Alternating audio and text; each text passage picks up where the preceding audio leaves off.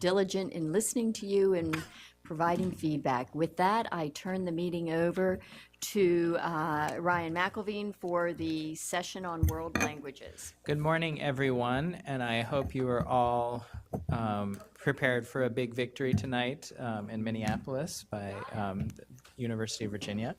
I know many of our faculty and staff in Fairfax County will be up late tonight watching that game. So with that, I do want to let everyone know we are going to begin with our world language work session this morning, which is slated for an hour, so we'll plan for a 12:15 end time, if not sooner. And the purpose of this is to really just get a sense of where staff sees us going forward and move on from there. So with that, I'm going to hand over to Dr. Presidio to proceed. All right, well, thank you very much, and good morning again, everyone. I want to start by just making sure to introduce the other guests that are helping to co-present.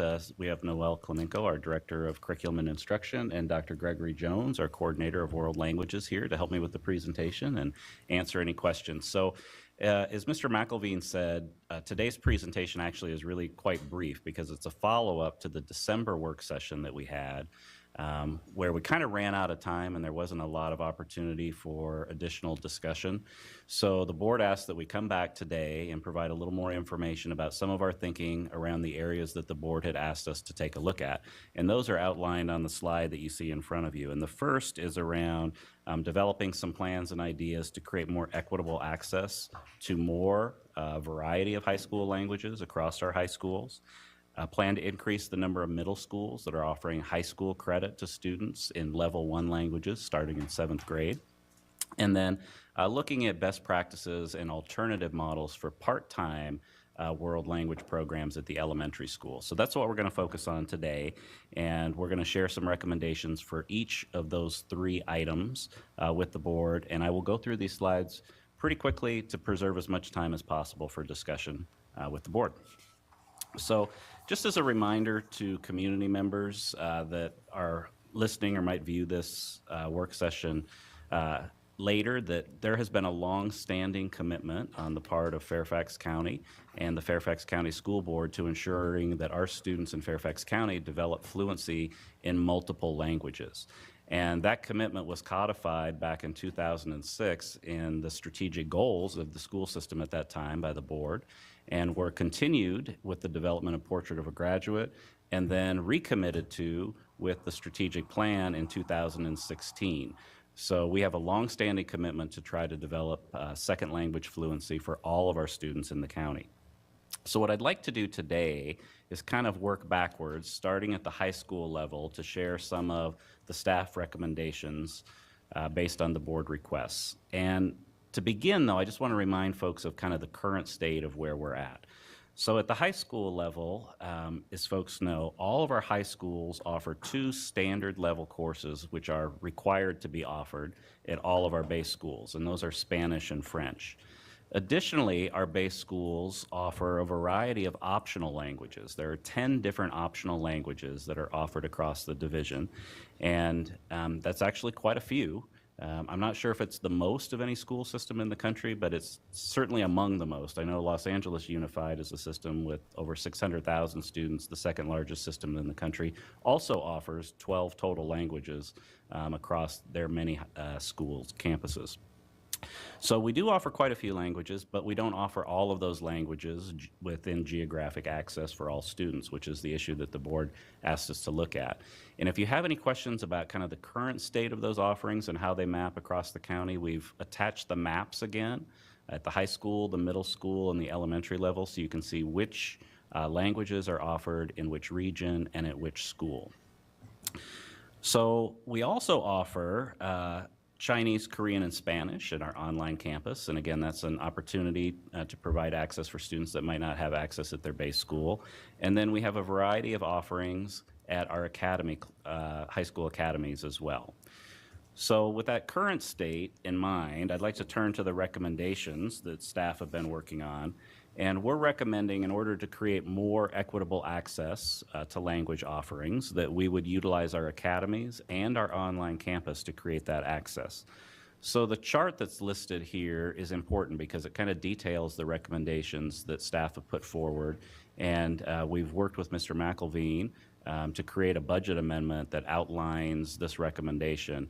And we will have an opportunity as a board to discuss all of those budget amendments, including this particular budget amendment, at the April 29th work session. So I'm not going to go into detail on it right now, but the first piece is to fully fund our high school academy existing world language offerings, which are not completely funded now. We're trading positions, as you'll recall. We talked about this in December. We're actually trading positions to offer language classes, and we've kept the funding at the academy level flat for over 10 years, and as a result, we don't have enough staffing to meet student interest and demand at the academy level. So that would be the first piece of the recommendation, and then additionally, we're recommending that we add additional staffing, 9 FTE, to create at each of our academies at least 2 language offerings at each of our academies. And you can see the different languages that we're recommending here that are less commonly taught and are harder to access for students depending on their geographic base school location. Additionally, we're recommending to add American Sign Language to the Fairfax Academy. And then we need to add an additional world language teacher. Well, not an additional, we need to add a world language staff member to our online campus so that as we're developing the new online content and supporting students that are enrolled in those courses, we have somebody with the content expertise to be able to help do that. So those are the high school recommendations, and I want to turn to middle school and just quickly review the current state at middle school. Again, French and Spanish are standard course offerings at the middle school level. Are offered at all base schools. And at the middle school level, there are 7 additional optional languages that are offered across the county. And again, all of these languages are not offered, obviously, at all of our schools. The decision on which languages to offer really kind of stems from if there's a program at the elementary level, an immersion program, an LTC program where those students have started a language at the elementary and are feeding up to the middle school. We want students to be able to continue in that language. So those are kind of the articulation reasons for why some middle schools have particular languages. And then additionally is really student and community interest. Whenever we start a new language program at schools, we always survey the students in the community to take a look at student interest in that particular language. Additionally, I would just remind folks that currently, at the middle school level, all of our schools are offering 7th grade students the opportunity to earn language in kind of a 2-year sequence. And if they complete that Part A, Part B 2-year sequence, they would have the ability to earn high school credit. And then all of our schools are offering students in 8th grade the opportunity to earn level 1 credit for high school credit as well. Nevertheless, based on our last discussion in December, the request was to come up with some proposals and recommendations on how we could expand access to credit-bearing opportunities for students in 7th grade. So what we're recommending to do that is to add to the existing sites where you see Robinson, Herndon, and Franklin are already offering that opportunity for 7th graders to earn a full year of credit during 7th grade for their world language courses. We're suggesting that we would add that same opportunity at Sandburg and Rocky Run as part of an expanded pilot. And then we've also discussed for the following school year the possibility with the administrators at Hayfield and Holmes. And what we'd like to do is to expand this pilot instead of expanding this opportunity to all of our schools to study really the impact. And when we talked about this issue in December, you'll remember that there are a few concerns on the part of some of our administrators with really implementing this too rapidly. The first is the ability basically to find and hire additional language teachers in some of these programs. But really more, I think importantly than that, is the concern about the impact on other elective programs. If we begin to offer credit for language in 7th grade, there's a concern on the part of a number of our administrators that other programs, arts, technology programs, might suffer because students might choose to enroll in the language programs because they'd have that opportunity to earn credit, and some of the other language programs might, or excuse me, some of the other elective programs might suffer. So we're recommending expanding the pilot and really being able to take a look at student enrollment and impact and the ability on hiring before we would make a policy decision to expand to all middle schools. So finally, we're going to move to the elementary level and just take a quick look at the current state. At the elementary level, we have immersion programs, and then we have part-time programs. which are our language through content or our former FLES programs. So starting with the immersion programs, we split those programs into two different types of programs. There are school-based programs, and then there are lottery programs. And the school-based programs are what we call dual immersion or two-way immersion, where we have a combination of native English speakers and native speakers of the target language. In this case, for the school-based programs, they are all native Spanish speakers. And we have 4 schools that are offering programming in that format, and we have 27 schools that would be eligible to offer programming in that format because they have enough native Spanish speakers who are still English learners and who would benefit from the instruction in both English and Spanish. And there is a mutual benefit to our native English speakers to be learning the target language of Spanish. So that's a little confusing, and that program exists in 4 of our schools currently, and we have 27 schools that would be eligible to open based on their population demographics. Then additionally, we have our division-wide lottery programs, and we have 12 different schools offering programs in French, German, Japanese, Korean, and Spanish. And students and families fill out a lottery application to be admitted to those programs. And then we have our part-time program. So again, this is our language through content or the old FLES model, and we have 54 schools that offer this type of programming, and it exists in 7 different languages across those 54 schools. So our recommendations at the elementary level, first on the immersion side, is to continue to work with the region leadership to identify potential opportunities to expand those two-way immersion programs. And again, we have 27 sites that would be eligible.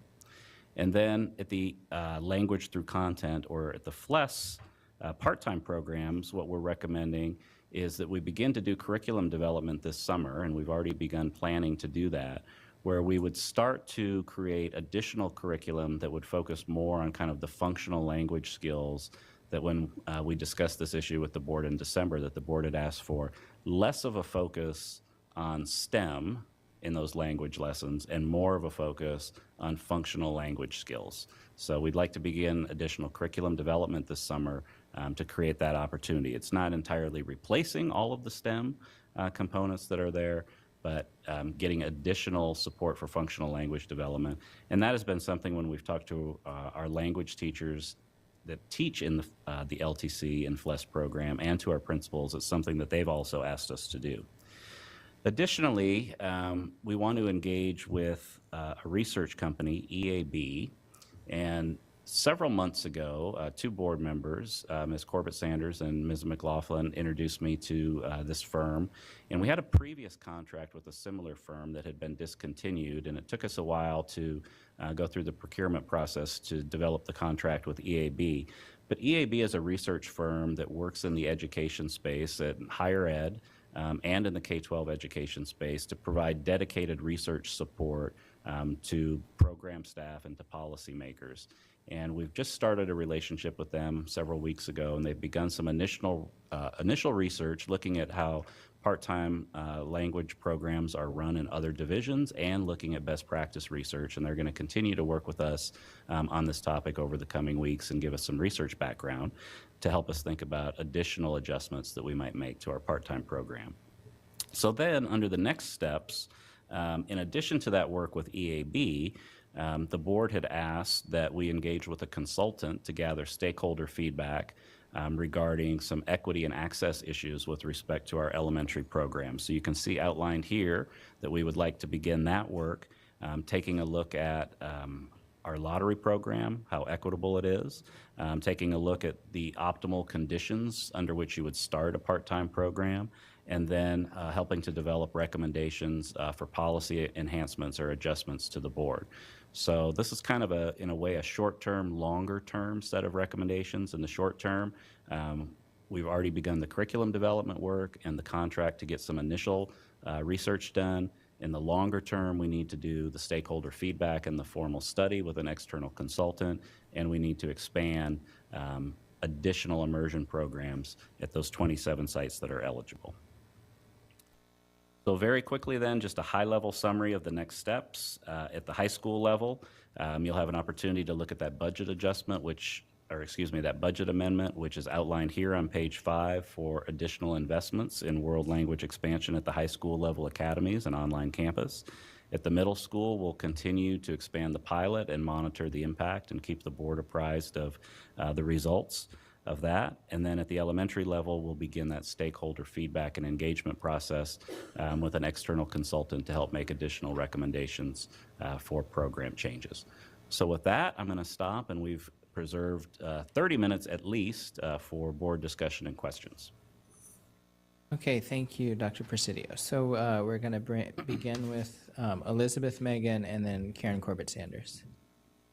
So I'm looking at the next steps from the December meeting, and one of the things that we had asked for was a student count by number of schools using the language programs. Do you have that available? Is that attached to this? We do, and we have posted that to board docs, but Noelle has it. If you have a particular question, we could try to answer it right now. Well, I do, because I remember expressing, and I was looking here and I don't see it, I recall it being a next step, expressing concern about the elimination of which languages had been eliminated. Right. So what was the prior status of languages and what had changed? Right. Because there is a concern that, at least from my parents at a certain number of my schools, that there is an appearance that Spanish is being used to substitute other languages. And the rigor for college applications, I mean, Spanish is basically considered by many colleges not to be a second language. Like that doesn't get the same status for applying to colleges. So do we know which high schools have had colleges or foreign languages eliminated and replaced, either eliminated fully or eliminated and replaced with Spanish? We do. So again, we posted that information as a follow-up to the next steps on board docs for community members to take a look at. And we do have information here. We could provide a little bit of that right now if you'd like us to. Just do it. Yeah, so I don't think anybody has added language to replace Spanish. Spanish has always been there, continues to be there. So It's a standard course it's a offering at standard all course middle offering. and high schools. So it's not privileging Spanish. I think what we have seen is some languages, as they articulate up from immersion or from LTC programs and say, well, I need to add a Chinese program or Korean program, then perhaps some people might say, well, our German program or this program or that program might fall down. So the students lose interest over time, and then there's a hard time getting enough of a cohort to. Yeah, there's sort of this, as one moves in and numbers drop off of another, then schools use staffing, to balance. Okay. So I remain having concerns about that, because that's, honestly, that we have, the highest educated parent population in the nation here, and they're looking for rigor and access, particularly in foreign languages. And if we've stipulated this as a goal of ours, then having those choices becomes, essential. I am concerned, can we go to slide 5? I am concerned about the choices that are being considered by this recommendation, because once again, we're talking about concentrating choices at academies, and you are disadvantaging students in non-academy schools, that they either have to give up 2 periods in order to transport, and oh, by the way, that's more bus time, more logistics, more cost, more congestion. And we know that in particular, the college-bound, preparatory student is less likely to give up 2 classes in order to go to a neighboring school. So I'm very bothered by the fact that we're talking about further concentrating access to a limited few students in this particular model. I think it creates a disparity for students at the non-academy schools. And I guess my overarching comment is, I don't sort of see innovation in this recommendation. Like, I'm expecting from staff at this point to see some innovation. Where's the language lab model or the remote access learning model? This is a, let's keep doing what we've always done and further, concentrate, certain offerings in certain schools and further allow kids to, be removed from them if they don't want to, transport. There have to be other models in innovation and education out there that allow access to more students other than, well, we're going to put a half-time teacher at this one school, and if you give up 2 periods and want to transport halfway across the county, then you'll have access to it. I would just briefly say, we definitely want to continue to innovate our world language programming, and we don't see this as the final step. What we see is these are some actions that we could take immediately in response to the board's desire to, create some additional opportunities for students. These wouldn't be the only actions that we would take. So to your point about, how can we use technology to be more innovative, I do think I would like to see us use the online campus more because, again, students don't have to leave their base school to access courses at the online campus. It's a very effective and efficient way to deliver instruction to some of these less commonly taught languages, but it takes time to build those programs over time. So that's why we're suggesting that we create the opportunity at the academies now. Those might be opportunities that might even be replaced over time at the online campus.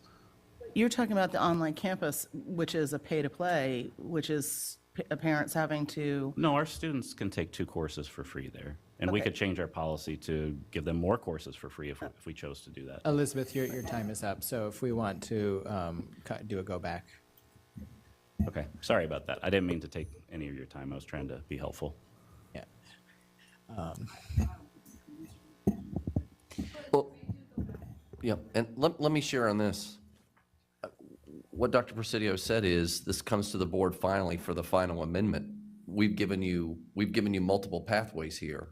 What I hear you saying is you'd advocate for more of the dollars not to go through the academies, but go through the online and build the program online. That's a discussion the board can have as part of the final budget. So No, what they said was that this isn't the only thing they would do. They would do other things, but those other things aren't presented here in this work session. So I would have liked the other innovations, if there were innovations, for those to be presented as a part of this, not let's just add more to what we've been doing in the past.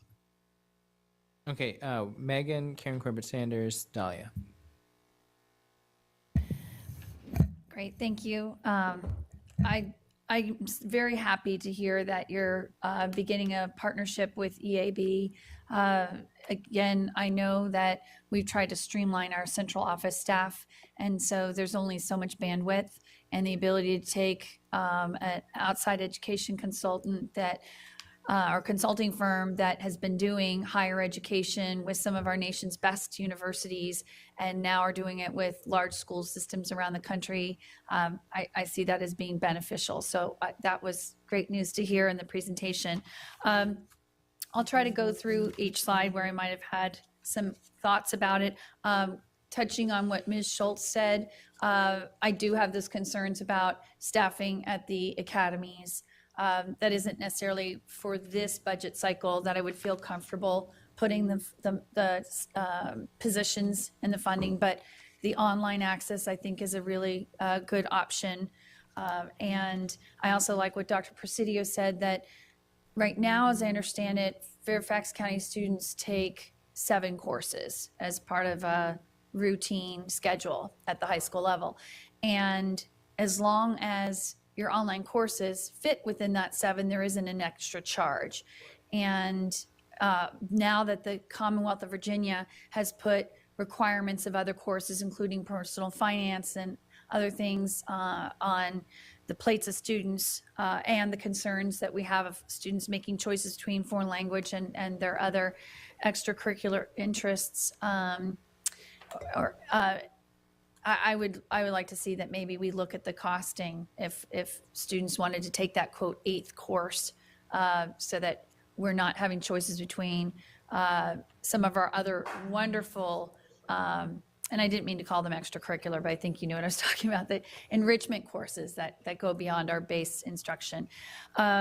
So quickly, I would say that in terms of also growing staffing, I would like to study the numbers a little bit more to my colleagues. What is the current enrollment demand in these languages? I don't want to, right now I'm so mindful that our high school teachers in particular have 30 or more students in some of our academic courses, our core academic courses, and I really worry about in our passion to want to get more involvement with the foreign languages. If those are really small classes, I mean, the principals are still going to be pressed for then having very large core instruction. And unfortunately, I got 16 seconds left, so I'm going to have to do a go back because I do want to talk about also our language choices based on 21st century, what's going on in the globe. And I think we need to start looking at which languages we're offering that are needed in the workforce and in higher ed. Great. Thank you, Megan, for keeping to your time. Karen Corbett Sanders, followed by Dahlia, followed by Karen Keys-Gamarra. Thank you. And I'm glad to have followed Elizabeth on this because I do think that the concentration of these language courses, both at the academy and at the middle school level of choice of where we're expanding, seems to be a cognitive inconsistency with what we're doing with the IB programs. Because I note that the places that we're expanding, only one of those is an IB program, or actually two, but we have major issues at other IB programs where students are pupil placing out of them. And so I think that we need to look at, instead of expanding academies, that we should be concentrating these opportunities in the international baccalaureate programs. And that includes the middle school, rather than expanding it at a middle school that doesn't have an IB program, we should be expanding into our IB schools. Additionally, I had asked back in December, and I still would like to know, how many students pupil place out of a school based on the availability of foreign languages, because that will also, I understand from what happened in Montgomery County that quite a few do. And along those lines, you talk about 27 elementary schools where you're identifying for dual immersion. I'd like to see the list of those 27 elementary schools and what the policy would be on those 27 elementary schools. So for example, if there is a dual enrollment, a dual immersion program at an elementary school, does that mean that parents of students that would go into that elementary school would not be able to send their children to a immersion program somewhere else in that same language as part of the lottery? So if, you know, It does not mean that. well, and I guess I would ask the question, why? If the dual immersion is Spanish in a base school, why would we then be sending students from that community to another community to get Spanish immersion? I mean, we could definitely look at a policy around that, but I mean, currently, the current policy would not prohibit that. Oh, I understand the current policy doesn't, but it does have an impact on enrollment at schools. And then, what else do I have? So number of pupil placements, why not consider the focus on our IB programs? How are we going to address the 27 schools that will have dual immersion and how that will impact our existing lottery program? And the last is that I think the 7th grade, we should be looking at 7th grade opportunities for what's good for kids versus what's good for preserving other electives. And so I welcome that. So just a point of clarification maybe for Mr. McElveen. I don't know if you wanted me to try to answer or address any of those, or if you want to do those as next steps. I'm not I would exactly go ahead and answer it since she used up her 3 minutes, so now you can I was take trying to get through it. to- Right. So I think, I mean, the way the board has structured things is that we, in an ideal world, will present all our ideas and then you will answer Obviously, some board members don't like that, but Okay, I wasn't sure of the protocol, so thank you, that's helpful. And you asked a number of questions that I think require some data, so I would probably defer those to the next steps. But I think one of the things that you asked about was, why academies and not IB schools? And I don't think this has to be like a binary choice at all. But these again are recommendations based on things that we could do like right away, right? So the response was to come back and address the board's request for how could we get more equity of access at the high school levels, right? Knowing that certain students in certain areas don't have access to the same languages that students in other areas have. And based on that, our thinking was that academies are one way to do that. They're geographically located. I understand that, there's transportation challenges and scheduling issues and things, but that could be one part of addressing the equity issue. Another part could be online campus. That doesn't preclude us from offering additional languages at the IB schools, but I don't think doing that necessarily addresses the issue that we were trying to address around equity of access.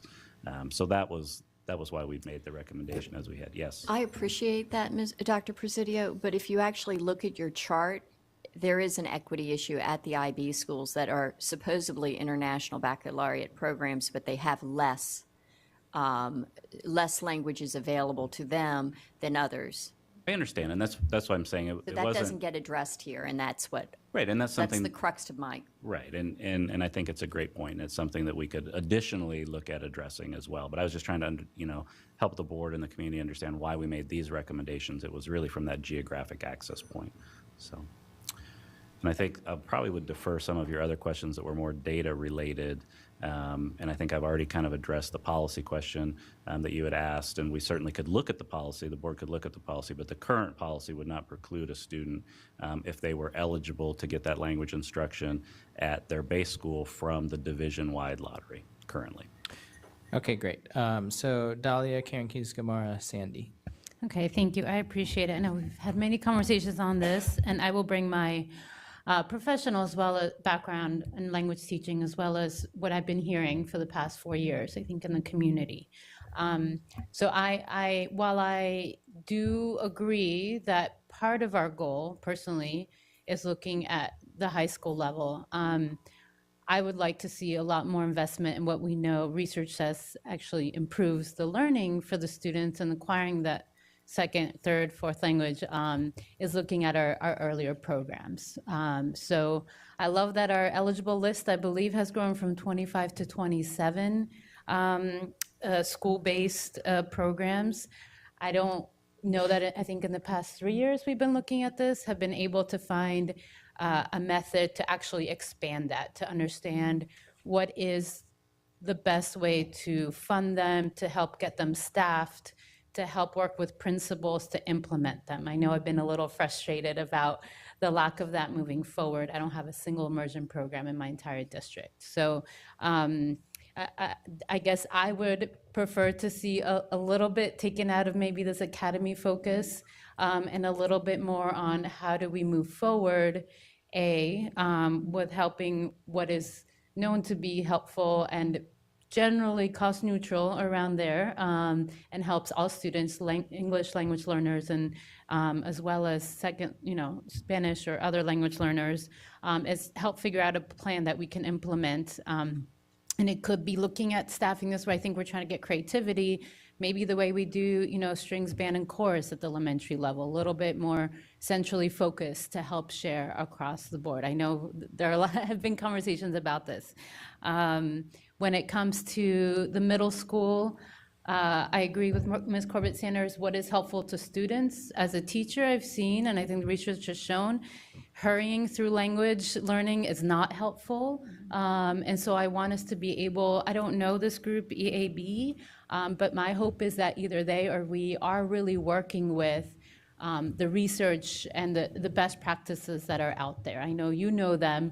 And I just want to make sure, while we were ahead of the game back in the day, I definitely feel that we've fallen behind in our innovation and helping spread both how to best teach it, the curriculum, the instructional practices.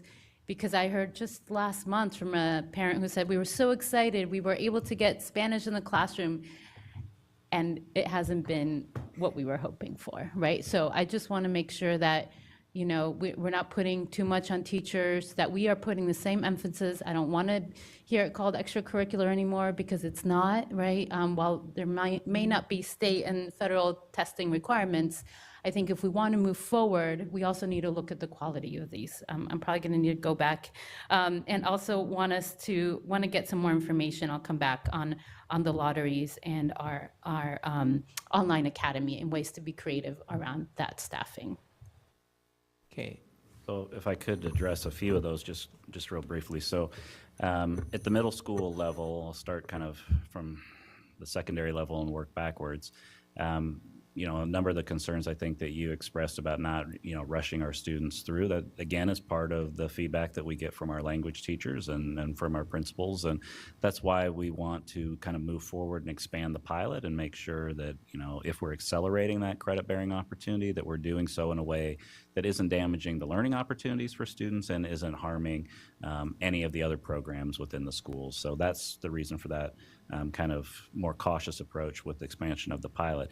At the elementary level, again, there's kind of a couple pieces that we're looking at there, and you hit on pretty much most of the variables that need to be considered, right? So the first piece is for us at the part-time programs, our FLES, our LTC programs, is we do want to develop more curriculum that's going to get at, again, kind of the functional language skill development for students, right? And emphasizing that more while simultaneously engaging not just with EAB, but with somebody who has the content expertise in language instruction to help us not just look at the equity issue that the board asked us to about our immersion lottery program, but also look at, again, the teaching and learning, the pedagogy, the curriculum, the scheduling, the amount of time necessary that you really need to have in a schedule to develop the kind of language skills that we want for students. So again, it's kind of things that we can do now with curriculum development, immediately take some steps and engage with that expertise, that if we do come back and make recommendations for policy changes,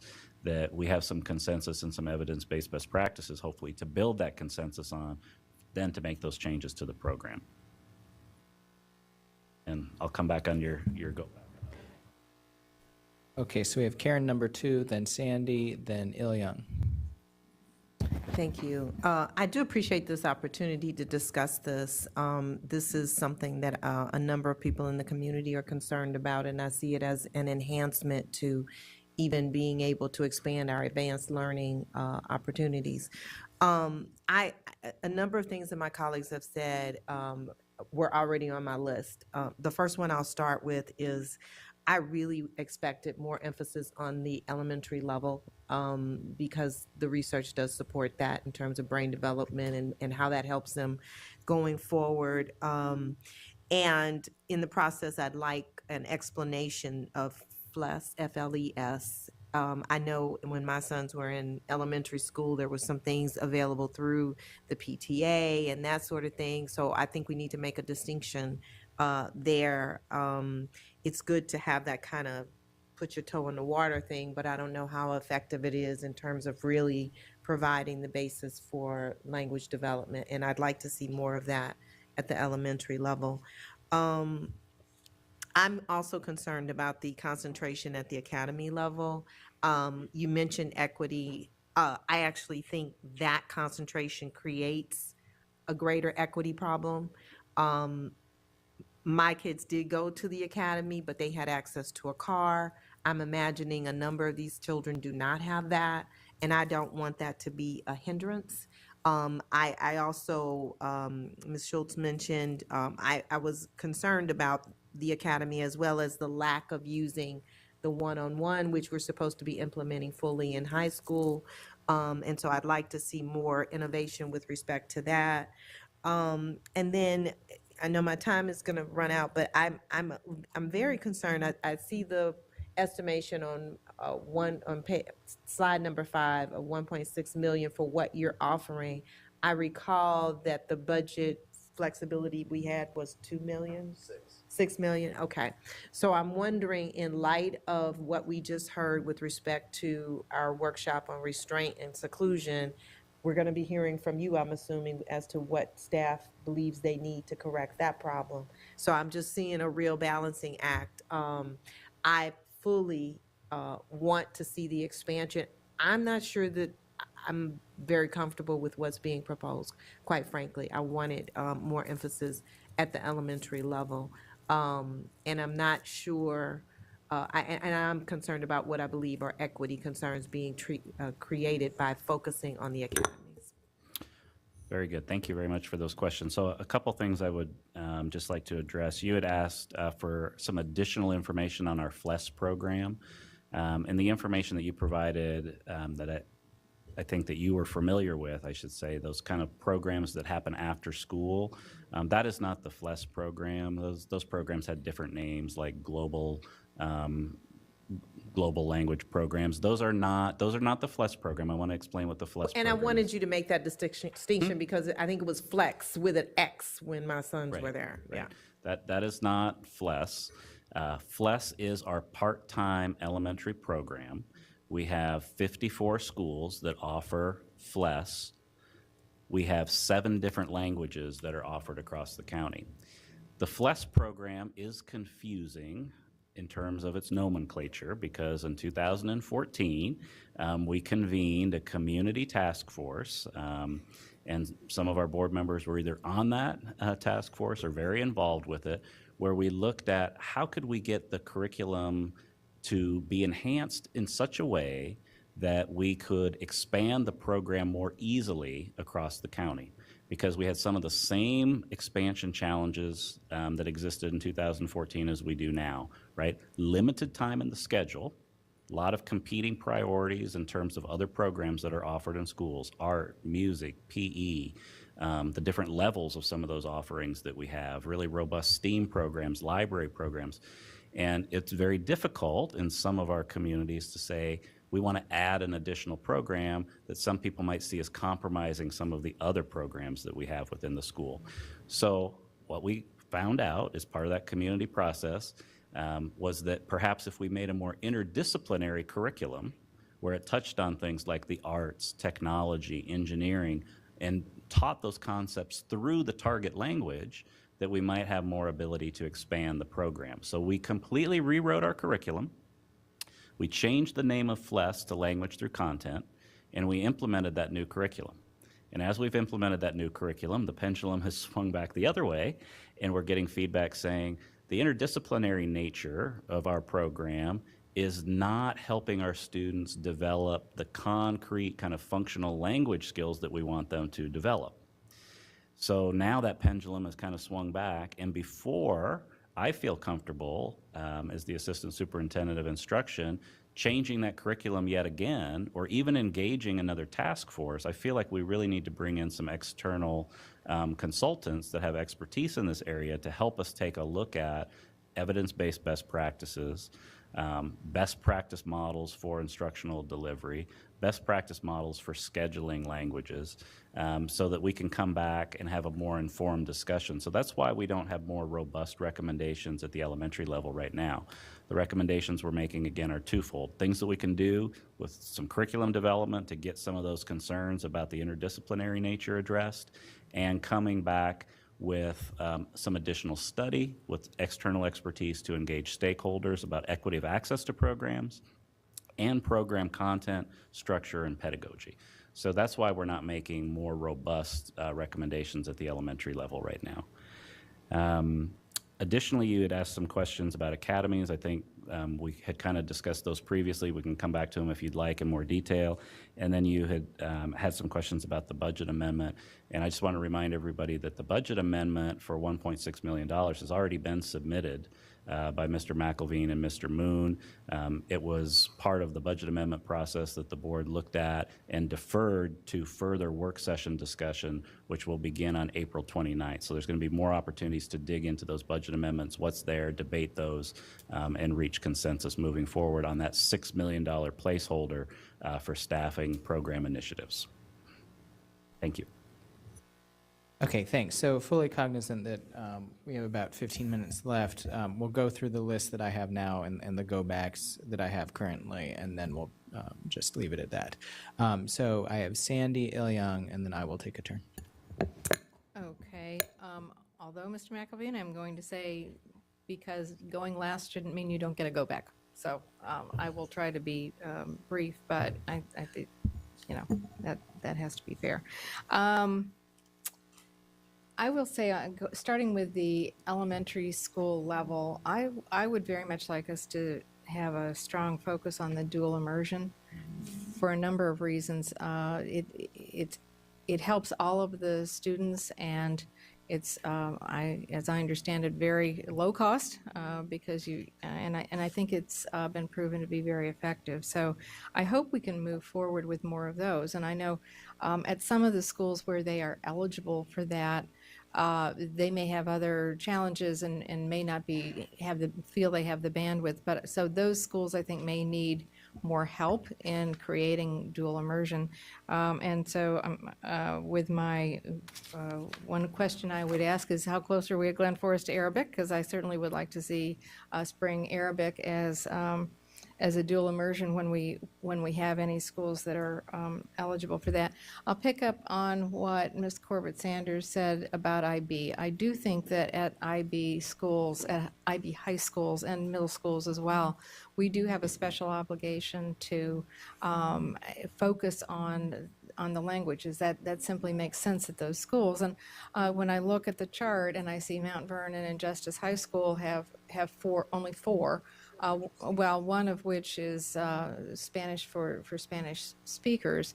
That's not the robust language program at an IB school we would expect. So I would like to see us focus there.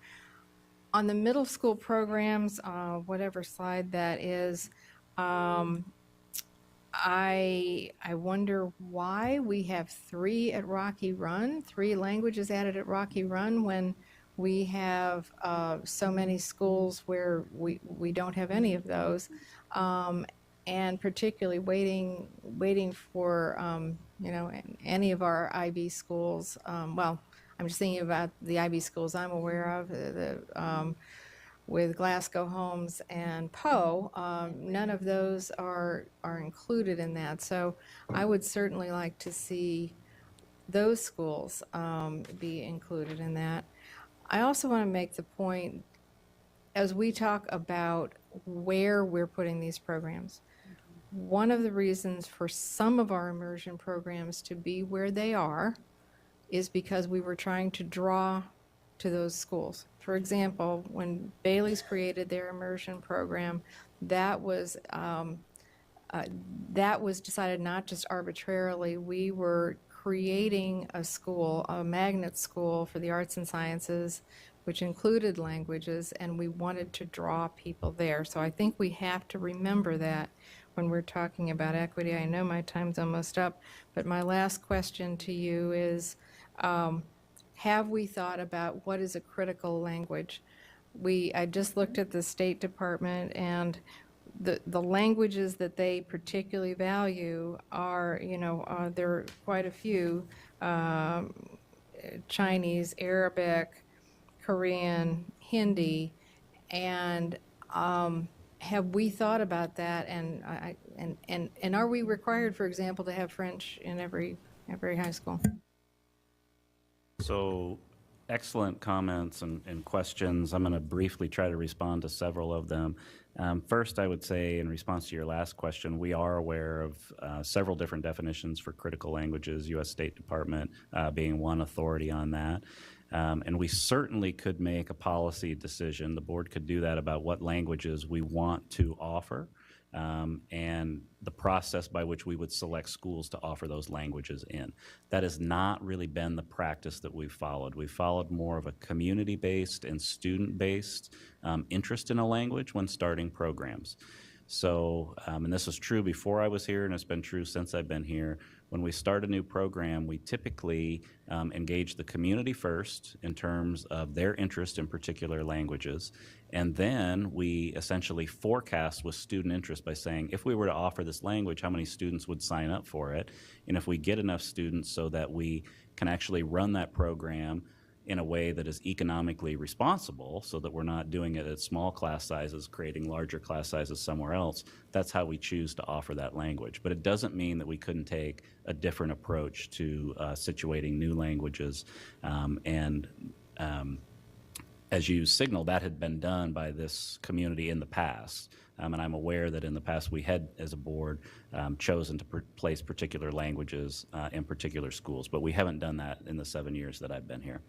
Additionally, I just want to emphasize again, we are in agreement that we would love to see language expansion at the IB schools. That just wasn't something that we had generated in the last work session as a priority. If that's a priority of the board, that certainly is something that we can work on, and we would be happy to do that. And I say that as an IB student, teacher, administrator, and now parent. I'd be more than happy to do that.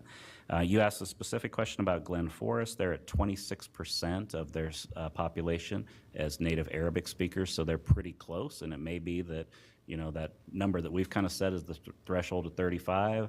In some ways, it's a somewhat arbitrary number, so that could be something that we could look at very soon. And then you asked a specific question about Rocky Run and why the 3 languages that they would pilot there. And that's because when we spoke to the principal about trying to include them in the pilot, the principal and the teachers were concerned that if you piloted one language where students could earn that full credit within 1 year, and you didn't do it in other languages, that students might select to enroll in the one for the credit and not enroll in the others, and an enrollment in those other languages might suffer as a result. And that's just, again, representative of the general concern at the middle school level amongst teachers and principals that students might make course decisions based on credit as opposed to exploratory interest in trying different things. So that's the reason for Wouldn't that that decision. be true at the other schools as well?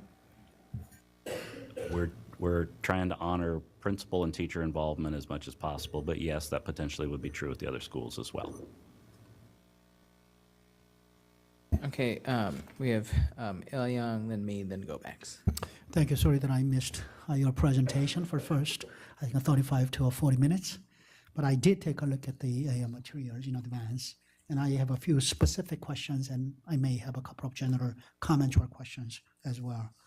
I think I had shared this concern with you previously I think this one has to do with Foxmere, the Japanese immersion program, that we were not able to hire a Japanese immersion teacher for 6th grade this year. Is that correct? And hopefully we only have instructional assistant to help out the regular teacher for language immersion program for 6th grade.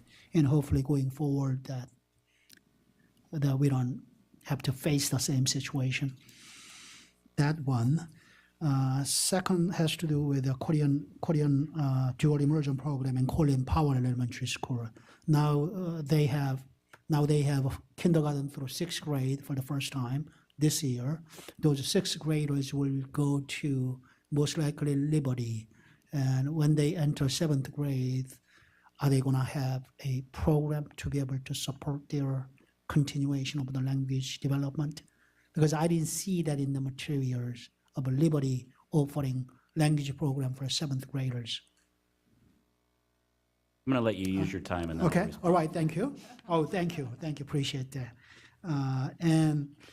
This is more of a comment, and that, starting a new language program, among other things, probably other subjects as well, starting a new course is always difficult. You may not always have ideal size of students to enroll, indicating. So that is where we need to make an investment. If you just gonna wait until we have. If you don't have a certain number, we're never gonna offer. Then we may never be able to offer and try whether that's gonna in the future, attract more interest from students. So what I didn't see from one of the slides has to do with a new languages to be offered at high school sites. I didn't see Westfield potentially offering a level 1 Korean language. Somehow I didn't see that, whether that is still in the works or not. Okay, and this one also is maybe a comment and a question. I think Miss Karen Kamara mentioned about her concerns regarding concentrating academies about certain language programs. Do I understand this correctly, that if we do not offer at academies, some of the students at some schools or many of our schools, especially certain languages may not be able to have enough enrollment to start a course. So students will be basically not have an opportunity to pursue certain languages. That is why we're offering at Academies so that it can draw students from others. And we also provide the transportation. I know having your own cars might be more convenient and save you more time, but at least we offer bus transportation to students who want to pursue, those academy programs. That's what I have. Thank you. Okay, thank you. Just briefly, I would say on your last question about the academies, you are correct. Part of our rationale for the decision to try to expand access to less commonly taught languages to the academies was to create more equitable access to those languages, because certain schools, when we would forecast student interest, would not have enough student interest to perhaps offer Chinese or Arabic at that particular school. But by placing that particular language at that academy for the students who are interested, they would have the opportunity to take it there. So we understand certainly that there are challenges, but that was part of the rationale, is to make sure that students would have access to those languages. You asked about Westfield, and we are in the process of forecasting the possibility of a new language, new offering of the Korean language at Westfield and Chantilly. And we have those enrollment numbers coming in, and we'll continue to share those with any board members that are interested. So we're in the process of doing that as well. And then you asked about Fox Mill.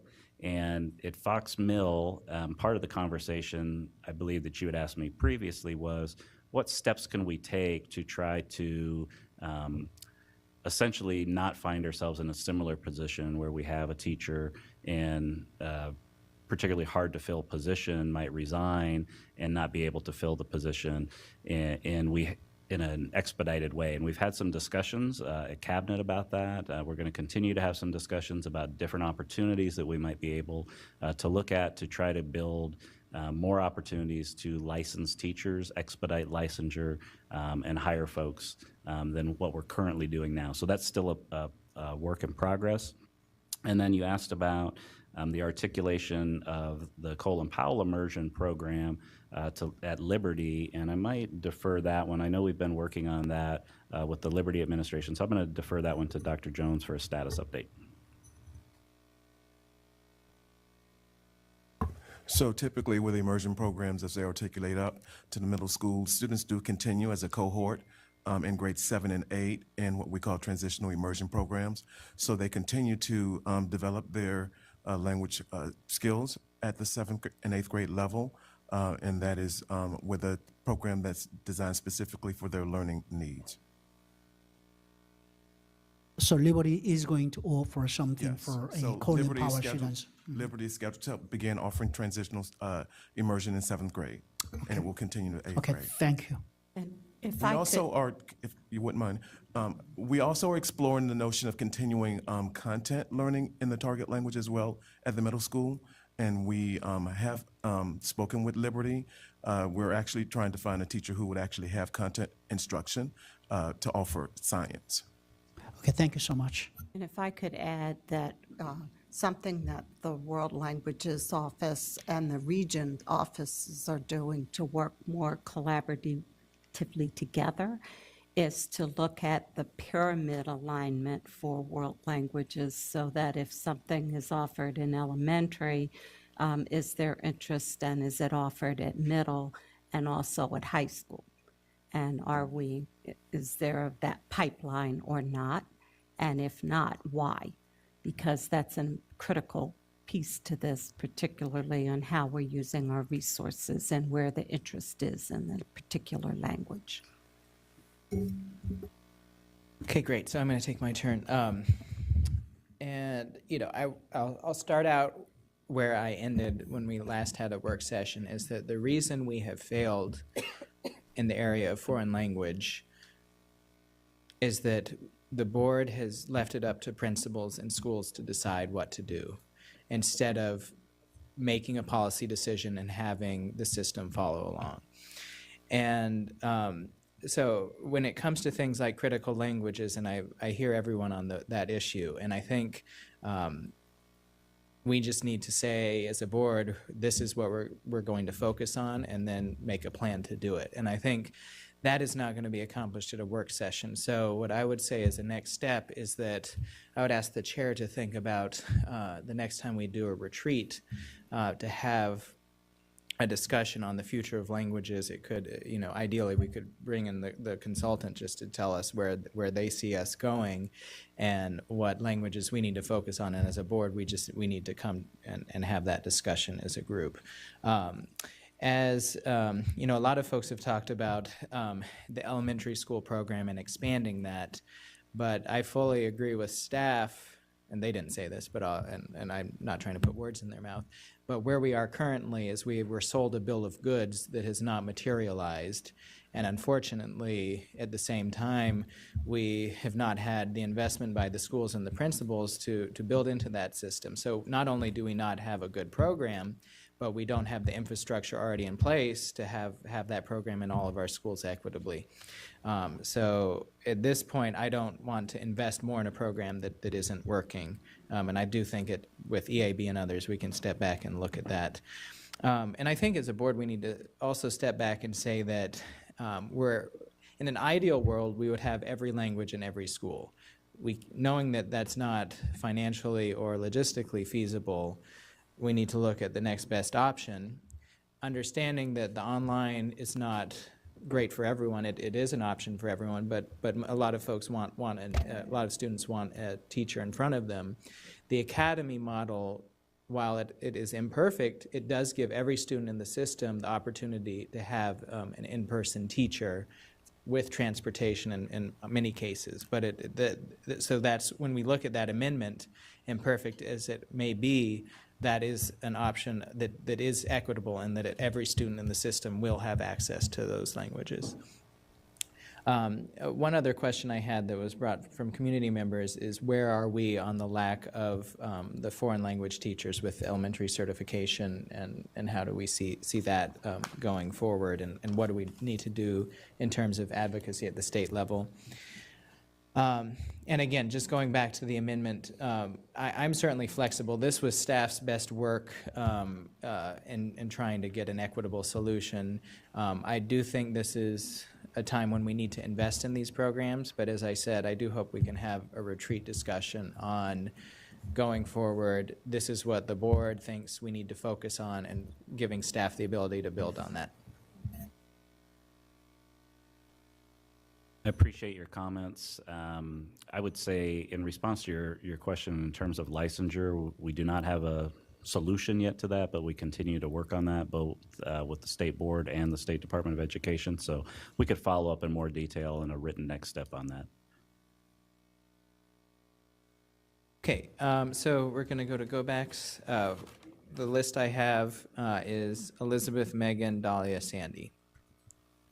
You mentioned the cohort maintenance, and that we're talking about expanding cohorts, like Liberty at the middle school. But the inverse problem, I think, and that I don't see necessarily manifested in a way that's easy for us to understand, is the cohort maintenance, that if you started in elementary and middle school, that by the time you get to high school, kids are done, they're burned out, and they're not wanting to continue in that language.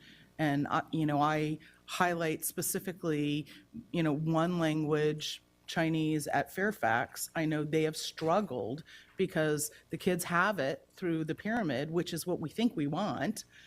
We're imposing what we think we want, but in reality, the kids, we have built it and the kids aren't coming. So what are we talking about in terms of tracking and providing us an understanding of the cohort maintenance when we try to provide it through an entire pyramid and the children actually don't register? We can provide it, but if they don't register for it, it wanes. So where are we in giving us that information in a sort of digestible format that we can understand as a board, that we're trying to do something that may not necessarily manifest in students registering for the class? In terms of how to provide that data to the board, I'd need to think about that a little bit more. Obviously, we have access to that information. That's something that at each of the individual base schools they have and that they track on an annual basis. So you see that trend information there. I'd have to think about how we could collect that and provide that at the division level to the board. So I would say, let me work on that a little bit in the interim. If there's any board member who has a particular school that you'd like us to start with and look at, feel free to let me know. That has been a problem at times with some of, again, our less commonly taught languages. We recently had a problem several years ago with Italian, and as Dr. Ivy said, we do put those articulation agreements in place because we want to ensure that if students begin that language, they have the opportunity to continue to take it through the advanced placement or the IB level. But you're right, not all students could choose to continue to do that. So when you have a language with a smaller cohort to begin with, that's where we have a problem. When you have a language with a larger cohort, you can kind of absorb some of that loss in the cohort. But when you start with a really small cohort, that's where it's more difficult to maintain that cohort So this over gets time. back to the point I was making previously on the innovation. If the entire, we're professing, it has been professed to us, rather, that we must have a 21st century education. That means putting a laptop in every child's hands, that somehow that equals student achievement. Well, what I do think it does is it does equal access to curriculum choices. And if the point is that they're going to have a laptop, therefore, and we offer two course selections to each student without a fee, then we don't need to make the choice to place it at an academy and have children distant from it. It could be placed anywhere, and anybody could access it through an online. And that's the innovation piece that I was hoping would be part of this conversation, not just, we might not have enough at one school, so we're just going to concentrate it back again at an academy. And you're stuck. The only way you can access it, because now, those kids at that school are advantaged or that are close in proximity for busing have a greater likelihood, and the only way you can access it is online. We've concentrated the choices in certain areas of our county, and I think that creates a distance problem, I think, from access to a real live teacher in a classroom. So I would just say I appreciate your comments on that, and we'll definitely take them under consideration. I don't want to lose the fact, and I appreciate that you'd like to see us do more faster with the online campus and access to technology, and we certainly will consider how to do that. But I don't want to lose the recommendation that we currently have in this set of recommendations to begin to do that. Right, that is part of our set of recommendations, to add a teacher to the online campus so that we can develop that curriculum and put it online so that we've got somebody who can work with the students, getting them registered and supported as they access that curriculum online. It is part of our set of recommendations to begin to expand that work. I agree with that, but the thing is that why not place the course in a non-traditionally accessed language at a non-academy school and make the other kids dial in, and so that those kids have the opportunity. We've been piloting that this year. We have been piloting that this year. I talked a little bit about that previously in December, so we're continuing to try to understand how to do that effectively.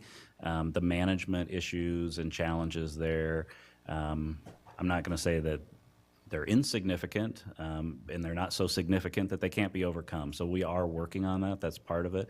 But when we have the curriculum through the online campus in a way that can be accessed outside of that time period, that time block, during third period, where that's the only spot where you have access to it, that does create some more equitable opportunities for access as well. So we're trying to balance those things out, and we are trying to work in that innovation space as well, as you mentioned. Okay, well, we're going to need to cut it off there. Next, we have Megan, Dahlia, Sandy. Thank you. So I'm going to try maybe ask my questions first to go on the parking lot and then add what time I have left. I appreciate that these maps were done for elementary, middle, and high, but I think I heard Ms. Schultz ask, but I haven't heard the answer yet, whether it came in a next step, but it was definitely not attached to today's work session, but I would really like it as we roll into the budget proposal. I want to know what is our enrollment among these languages at the high school and middle school level in particular, trying to just understand, and Scott, I'll leave it to you and LT to figure out what makes it reasonable, but ideally, before we fund something and think about growth, I want to sort of understand where our concentrations of interest are. So that's my first question. No, you don't get to ask because I've got 2 minutes to get my rest in there, but do want you to weigh in, Scott, after I ask my questions. The second thing is that, I really appreciate, Sloan, you laying out something that I mentioned and others have in today's work session, which is what's the driving decision-making on how we offer languages in this county. I do think in the 21st century, in this global world that has changed a lot since a lot of us, except maybe Mr. McElveen and Ms. Polchek, but a lot of us are kind of the same era. How we did foreign language was, what language did your parents study? What they think was kind of interesting or beautiful, in the sense of, I grew up in California and took French, which beautiful language, totally not really helpful. Spanish would have been amazing for my career interests and where we are in the U.S. now and the world. So I do think we need to have a very deep, serious conversation with our community on it. That's my question too. And then the other thing is that when I wanted to say something, Ms. Schultz, you brought up community feedback about languages. I just wanted to share with you that my experience in almost 10 years of selective college admissions, there is no preference or viewpoint that one foreign language is viewed as less rigorous. It is the rigor of the length of years you take, and also the fact that they're actually looking at what passion do you bring to the language that is now has a global need. And that feeds into my last point, which is when I looked up on the internet, the 7 top languages, English is, of course, the most frequently spoken, but then it's Chinese, Hindi, Spanish, French, Arabic, Russian. And when we talk about a 21st century education, part of what our job as a school division and as school board members is to engage our community on what it means to start developing critical language acquisition for future job opportunities. And so those are the key points I wanted to share. And then I would like my questions. I had the 2 key questions to ask. So I would answer briefly, and I want to get Dr. Brabrand in here because I know you asked for his input as well. But on the high school, middle school enrollment, I'm not sure if we posted that before or not. We probably didn't, so we can post that for you. So we'll do that as a next step. And go to Dr. Brabrand. I think I just want to say this. I mean, I know we've been discussing for an hour, and there's a little bit more, and then there'll be next steps. What Mr. McElveen said is as honest as you can get, that we're at a crossroads for what we want to do with language. We've zigged, we've zagged. As far as distribution at secondary, we can talk about whether the channel is best to slow down and build the online capacity that we're getting with FCPS on, and really be in another year to be able to offer multiple languages on an online, or keep our traditional distribution channel, which has been Academies, which several board members have raised concerns about. So I think that really is an intriguing thing with FCPS on what more can we do? And we've been starting to think about it, but it's getting it out first, and then what can we do to really expand curriculum? So at high school, I think there is a chance to do more online and less face-to-face. We've been biased to face-to-face with the live teacher in this system.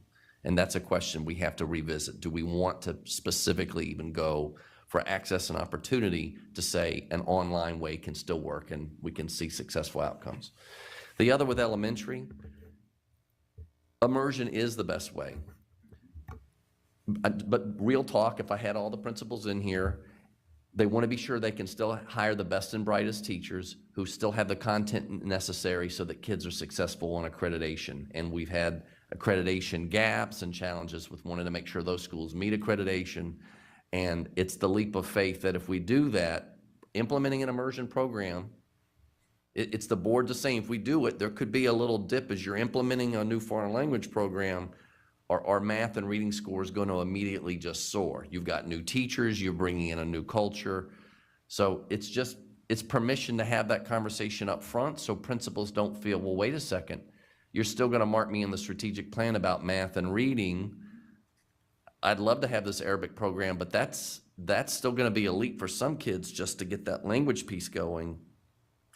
So I don't think it's that our folks don't want to, but it's with everything else, where will the board land and saying, we understand and language matters enough that we're not going to say, if there's a few points in a dip in reading and math as we're bringing that language in, not long-term, because long-term it's a win, but short-term, can I get access to the great teachers and is it going to impact my accreditation? That stops some schools from wanting to jump on it. That's just the truth behind the scenes. So being honest about it up front, and I do think what Ryan said, it is time to reset our strategic direction for foreign language, get board consensus, and then move straight ahead. I think that's probably the biggest frustration I hear. And in some ways with budget cuts, you've not been in a place where we can talk about where we want to go and build. It's been just holding on to what we had. And some of what we had, at least again, I think Sloan's been honest and transparent. The elementary piece has not been the win that we thought it would be. So we've got to really come up with something better. But Dr. Brabrand, to that question you answered for me, I will just say that as we look at how we change maybe the delivery model, I would also say with immersion, I am hearing concerns, especially about math. So I don't know why we are so rock solid that every immersion program has to be, it's going to be delivered this way. So math's going to be in that foreign language. Maybe math doesn't get taught in the foreign language, but you can do it in the humanities and social studies. And then we don't have to worry about the accreditation piece so much. That was my other point, Mr. McElveen, I did want to make sure was noted, is we've got issues about math across immersion that I think we need to, whether myth or fact, but I'm hearing it. Okay, great. So please quickly, folks, Dahlia, Sandy, Karen, Kamara, then we're done. Okay, thank you. I will go quickly, and I appreciate going after Megan. I've had this conversation quite a few times. I really hope we're going to work with our Octaful partners, and actually they're in DC in 2019. So I hope not only will we be working with them, but trying to recruit teachers at the annual conference down the street. I've seen Howard County there. Would love to see us there. Immersion is number one. Number two is integration. So as you go, I know I'm like a broken record here, as we go into creating new curriculum, I hope we start to see that, and this is what I did as a FLES teacher, the next best model is, if you only have it, hopefully, a couple of times a week, should be 3, I know we're not there yet, is integrating in other areas. Yes, and this is what I learned at Octaful, math, science, not always seen as the best fit. I know that's what we've done, but PE, music, art, those are the naturally and have been seen through the research and best practice to be really good matches for integration or immersion. So I hope we really start to look at how we do curriculum and integration across those disciplines and try to and recruit teachers who have a second language in those areas. Immersion, well, I hear what you're saying, Scott, I want to push back a little. When we start a new immersion program, we start at the kindergarten level. So that gives you kindergarten, first grade, and second grade before you get to the SOLs. And generally we start, with one classroom. So I think as long as we're not, again, putting it on principals to figure it out, if we're creating that model, we're figuring out, even at least at the beginning, how to help them staff and fund it and get it going. I agree we need to figure out as a board. This is why I'm not quite comfortable yet deciding on the budget before we decide our vision, but I do think we all agree that we need to look at that vision. It needs to be a little bit less sort of haphazard, figure it out, and a little bit more strategic and vertically aligned, and really focus. You do need that teacher, right, at the elementary level. That is where it is critical. Also, it's critical. It's been said that it doesn't necessarily matter which language, as long as they're learning to learn a language, and it has those skills, and they can easily transition to other options in middle school and high school. So I love the conversation we're having today. I want to continue to have it. I want to have it with experts, and especially ones that have been doing this for 30 years. years in the field and seeing different size systems and different types of schools figure out how to improve their implementation. We don't always do it best, and I think we're at a place where I love that we want to figure out how to improve that. So I hope to help us all find a solution to some of these concerns and look forward to the next steps of the conversation.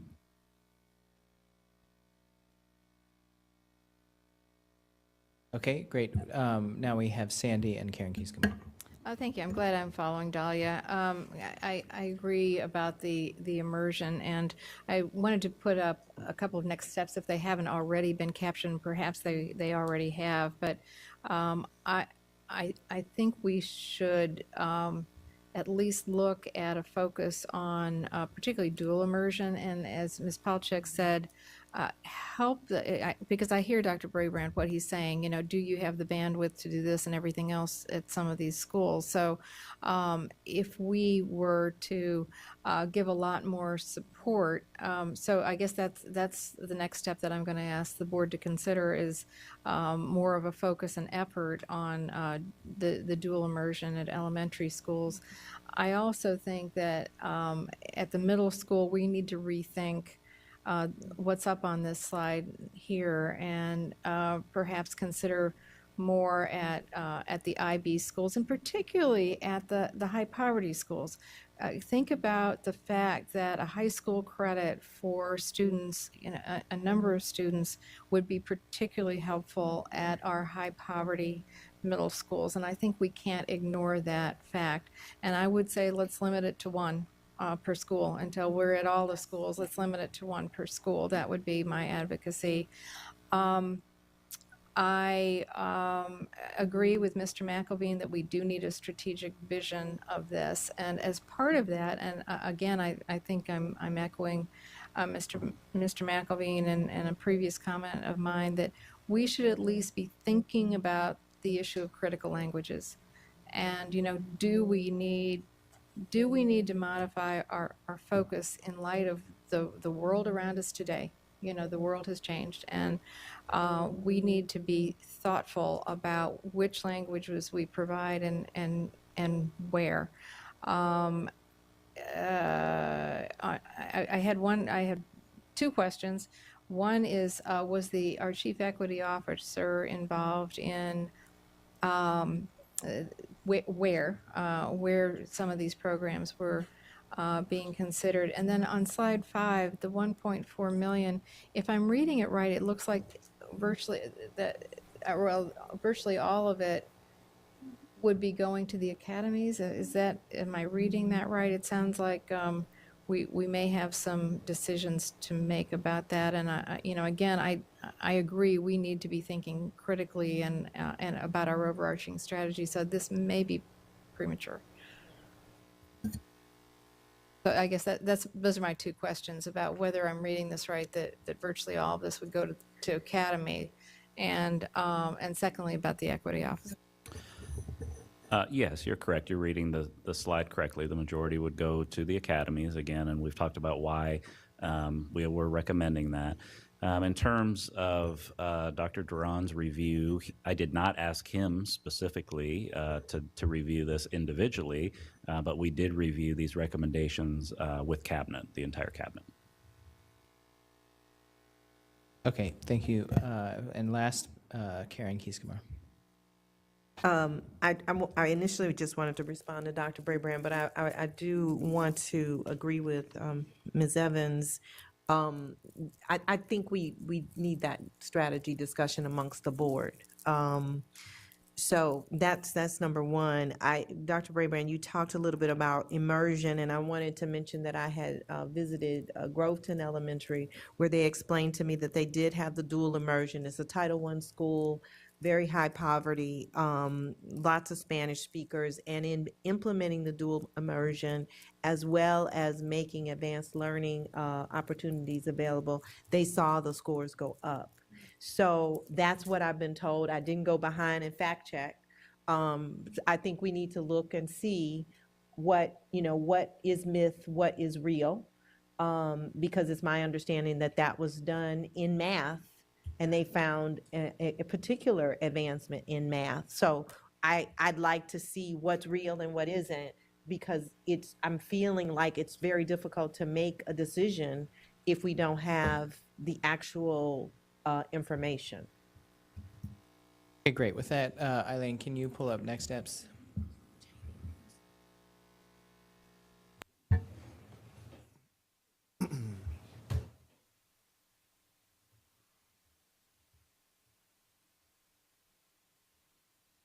Okay, so let's start with if Megan, Elizabeth, and Karen can look up there to confirm that yours look okay. So let's start with number 1. What are current enrollment numbers by language and by school for middle and high school? It Set. was elementary, middle, and high, if I remember correctly, because it was part of what I asked too. Just add elementary. Oh, okay. Okay, all those in favor of that? Great. Number 2, provide number of pupil placements by school based on languages. That's fine. The language. Okay, all those in favor of that one? Okay. 3, review policy for lottery to address the pupil placements for languages when a school is moving to a dual immersion program at the 27 elementary school. I'm not sure I understand that. Moving from a dual immersion. So if you are if you have dual immersion available to you, and then you apply for a lottery for the same language program somewhere else, that doesn't make any sense to me. Right. I'm sorry. To an immersion program in the same language.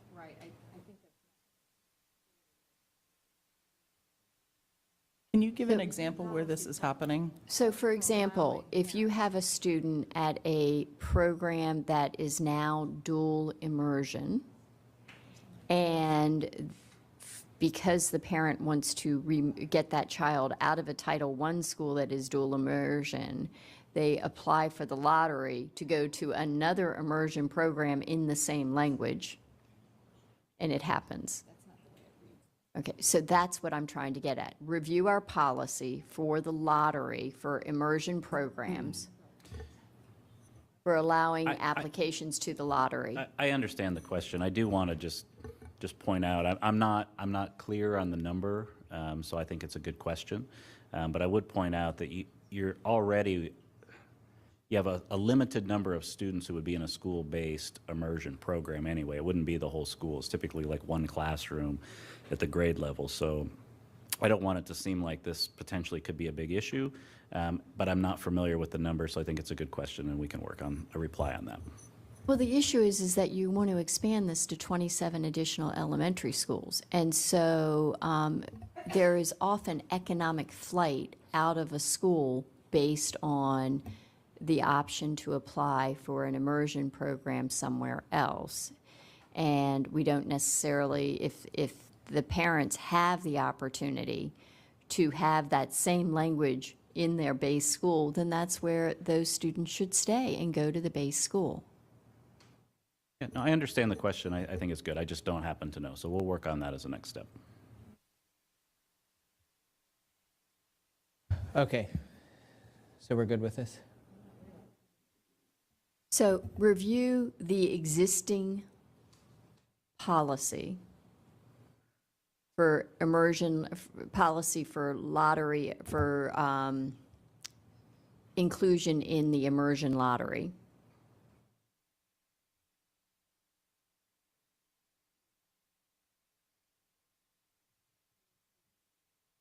To address situations where a student can take advantage of the dual enrollment in the base school.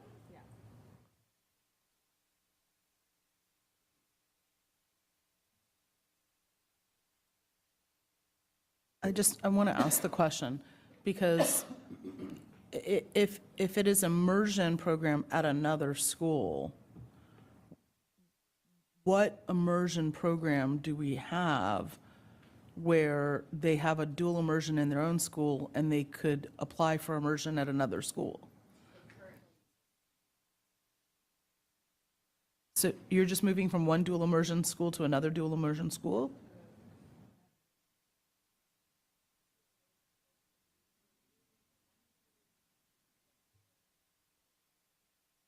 You're moving from one school to another where the language opportunity is the same language opportunity, but it has one may be a Title I school and the other is not. Just if I could, I'm sorry, I know we're running late, but to Ms. Schultz's question, we currently have 4 schools that are school-based two-way Spanish programs.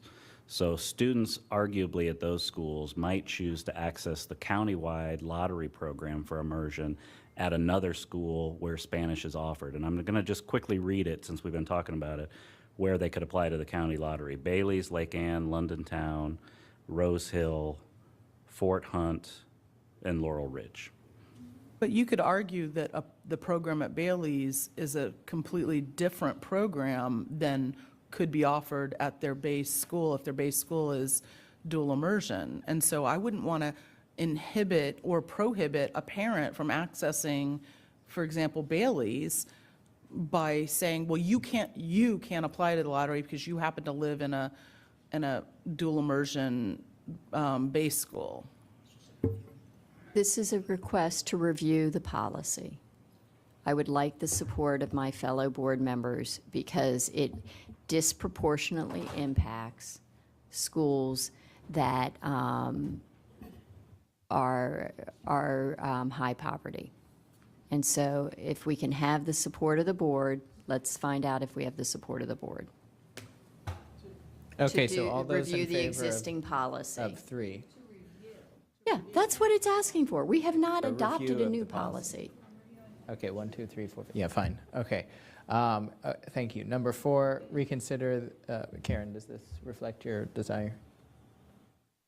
Yes, this is, instead of putting more of these programs in the academies, we want to beef up the international baccalaureate schools and middle year IB schools, which, if you look at the chart, it has, those schools actually have less choices for language than some of the schools that are not IB.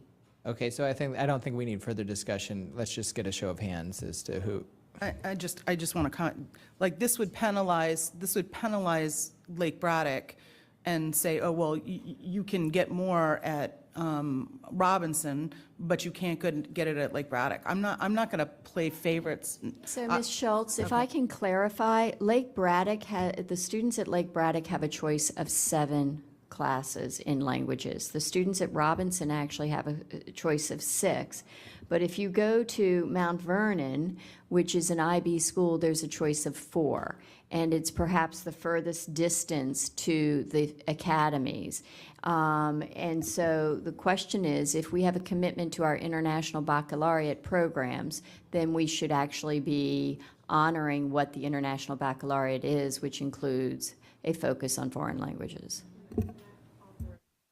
Keep in mind size, Ms. Corbett Sanders. I mean, Robinson and Lake Braddock are 2 largest high schools in almost the entire Commonwealth. So their numbers will also, for offerings, be different because there's just more students. I understand that, but we also have created opportunities for people to leave schools based on this. And so if we're creating opportunities for people to leave based on languages, then what we're doing is we are essentially segregating. But we spread IB around the county ostensibly to increase enrollment in those particular schools, and it hasn't worked. So placing more programs, I think, just drives the cost of IB. I can't support this. Can I offer? Please do. Okay. I think what you're asking is to find a way to enhance the language opportunities at those IB schools. So can we ask staff to come with a proposal to address your specific concern? Yes, exactly, because at all, the IB schools actually have less language choices, especially Well, at the middle years. What I want to clarify is that this is not a policy decision in terms of we're deciding today, but I think Ms. Corbett Sanders is raising a concern of her community. She's asking staff to provide information to address that concern. The policy decision would come later. So I think the language is inappropriate in there is it suggests that we're making a decision to change our focus when in fact we're now asking for information to address the concern that Ms. Corbett Sanders has? We're asking for a proposal which would actually realize the promise of the international baccalaureate programming. Okay, I think we've had enough discussion, so let's just get a show of hands. I think with the sense that it would be on specific schools as opposed to IB. Is that okay? So, Mr. McElveen, whether the language up there is what really Ms. Corbett Sanders is advocating for, whether, I think it sounds as if it is, as along the line of what Ms.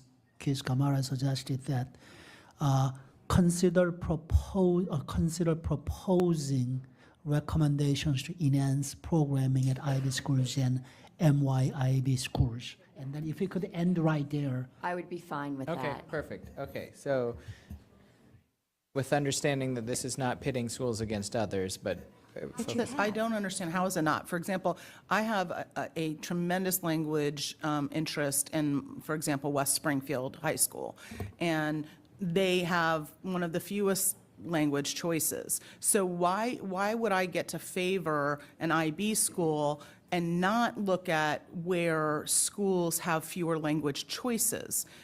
This has nothing to do with interest. Now we're choosing where to place them and hoping people will come, as opposed to where the interest is, or where there is an inequity, if you will, between the number of language choices offered and the degree of interest that exists within the So, community. Ms. Schultz, I appreciate that. So we can just stop it with consider a proposal on how to enhance programming at the IB and MYB schools. And you can take out rather than the existing academies. However, and so just stop it there. But I would remind you, Ms. Schultz, that at West Springfield, you actually have more languages offered than you do at our IB schools in my side of the okay, so with county that, or let's at take Justice. sorry to cut folks off, but this is too much. So let's go with what's up there, and if you do not support it, do not raise your hand. So consider proposal on how to enhance programming at IB and MYIB schools. Okay, that passes. Number 5, Dahlia. She had to step out, so she told me to be in charge of her language. Okay, I think this needs some work. I don't understand. So, good luck. Yeah, good luck. Okay, so Okay, let's put that aside. Okay, Okay. number 6, Karen, how does that look? Again, I think this is a consideration. The way that it's worded, it's as if we're making a policy decision today, and I don't think we're in a position to do that. So Okay, you're I'm fine with looking. that. Okay, so all those in favor of more attention at the elementary level for languages? Yes, that passes. Okay, number 7, put more focus on dual immersion programs. So under the same, yes. Consider. Or Okay, all those in favor of that? Great. Let's skip that. Number 9, Sandy?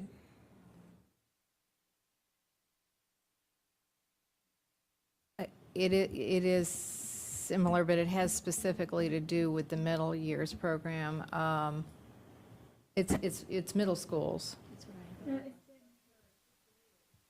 Well, no, but it's a different thing, because it has to do with,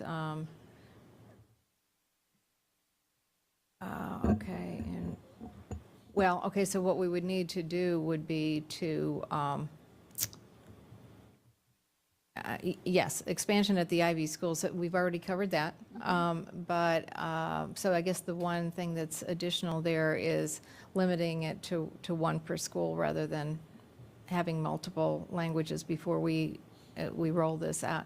And again, this is with the full credit. This is the proposal for the seventh grade credit. So that's the, so this is really a different thing too, because in other words, it's, So is it report to the board on a possible seventh grade language credit expansion? yes, report to, or yes, report to board on seventh grade credit expansion with more focus on IB schools, I would say with more focus on IB and/or high poverty schools, and limiting it to one per school, rather than having, some have more than one. Rating 3 at one. Right. Ms. Evans, I don't think I can support that. I don't see a rationale to just limit to focusing on IB schools first. And also, especially, there is only one middle school wanting to try 3 languages. If it's the desire of the community with the full support of the staff, wanting to give a try, I just want to see how that goes, whether they will be successful or not successful before just say the limit to 1. I would say I would have a real problem with equity, with having one low poverty school having 3 languages for a full credit in 7th grade, and having nothing at Glasgow and nothing at Poe and nothing at Holmes and nothing at Whitman. I would have a real problem with that as an equity issue. I'm going to suggest, I think with a lot of these, to my colleagues, we're forgetting a little bit that we are policy, not operations. A lot of this is almost getting into instructional, operational delivery. So I think if we stick to, Ms. Evans, your well justified in what your concern is and what you just said a moment ago. So I think if we end up saying to the superintendent and his team, we're wanting to make sure that as we consider any enhancements and expansion to foreign language, that equity is a consideration so that there are opportunities there for all. I think they understand what that is. We could rephrase that to say, report to the board on how to make sure we consider equity with the expansion of 7th grade credit, particularly at our high poverty schools. Okay, I think that's better cooked. Okay, let's go with that. All those in favor of what Sandy just said, okay. Number 10. So, yes, I think that can be paired with mine, actually. I think we could compare. Definition of critical, what is the definition of critical? State Department's definition of Well, critical? I think we would need to be presented with all the critical language. Right, I need to hear who's deciding what is critical. And Right. again, what's decided as critical by our parents? Like what the State Department considers critical for adults may not be what our parents want. And I Right. want to get back to, what do parents in the county, in different areas of the county, what are they asking us to do? But Ms. Schultz, I agreed with you, but I also added, as leaders and policymakers and educational experts, we have an obligation to help bring to families information about what are the 21st century critical languages that help their children to be I don't disagree that you successful couldn't at the include in a university and survey, workplace that level. you couldn't include in a survey, here's what the State Department says is critical. What would you like? There's still maybe. It's not just State Department, you're correct. It's You cannot force also, people to take unless we're getting to the government, and unless we're impelling on families what their children will learn, then we're course having a not. whole different discussion. No. But Appleby, advise. this is my next step, so I would like to weigh in on this. I would like to have us review as a board the critical languages and what role that plays in our language strategy. That's Okay. what I'm asking for, and the board can say yes or the board can say no. Okay, and I do let's- want to just clarify, I appreciate Ms. Evans said it. I don't know what happened with all the things I said in this 2-hour work session, but that is the exact statement I made when I shared with everybody the top 7 languages and how we have to drive our language offerings in this county. So Right, that's why okay. I'm weighing in. With So the I think that- understanding that this includes both Megan, Sandy, my Karen advocacy, we can. Sure, yeah, we can put everybody on there. Teams, I just But- want the input there. Well, as long as everybody who weighed in on it, yeah, I mean, I think this needs to be part of our conversation, our ongoing Right, conversation. okay. So all those in favor of this? Okay, thank you. And so mine is next, and this is fine as written. You could add future of critical languages in there, But yeah, I mean, my sense is to take what people have talked about critical languages and have a deeper dive as part of a retreat. Okay, all those in favor? Okay. 12, yes, yes. So provide update on hiring licensed foreign language teachers currently in plans for the future. All those in favor of that? Okay. 13, consider having, Elizabeth, does this capture?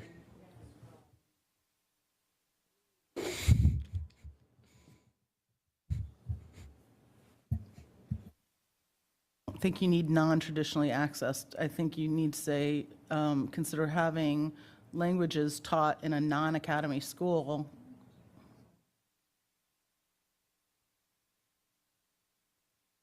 And allow other students to access it online and report to, yeah. Mhm. I'm not sure what's different than what we do now. I mean, we do have languages taught at non-academy schools. But the recommendation here is, once again, bring and teach and concentrate schools at, or languages at academy schools, further concentrating the access to languages to either the kids that are already in boundary at the academy school or kids who are in nearby neighboring schools, such that, you know, it's a less impact on their schedule. We are inhibiting students at non-academy schools from signing up because parents believe if you sign up for an academy program, you are not, that's not for college-bound students. And two, So basically, the only issue here is allowing other students it's to reversing the take- trend.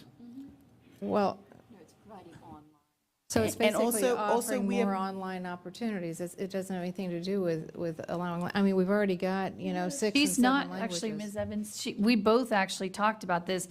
You have to give up 2 courses in order to take 1 academy course. So many of us were saying the recommendation coming today was to enhance what we offered the academies, and we're saying, no, let's actually put a focus back on offering these languages in our base schools where possible. We want to basically draw staff back from focusing on growing academy and grow it in our base schools instead, And I'm going or to tell through you, online. having sat through many environmental policy discussions, I am exhausted for bringing up the fact that we have, you know, a 18.5 million mile bus fleet on the nation's largest traffic. You want to talk about improving, you know, our environmental policy. Let's talk about doing things in a innovative way that provide for education at a child's neighborhood school. And if you want to increase access in through technology, not by dragging kids out to give up 2 periods and to sit on a bus and transferring back and forth. This is so a wise policy choice. Does this capture what you want us to vote on? Okay, hands up or down on this one?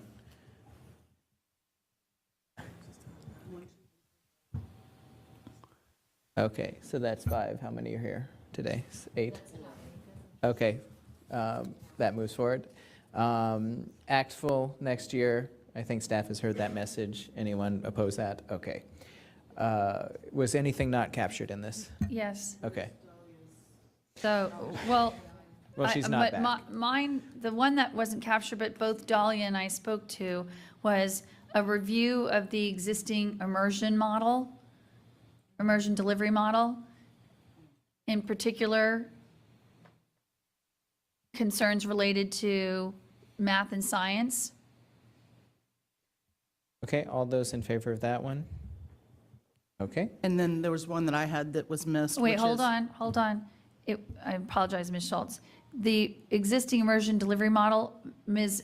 Palchuk also added, and we'll just stick it in there, is review the existing immersion delivery model and consideration of the integration model that she talked about, where you can integrate learning through electives, PE. I mean, so immersion's the most intensified way to deliver it, but integration is another model for how you can deliver foreign language instruction, particularly at the elementary school level.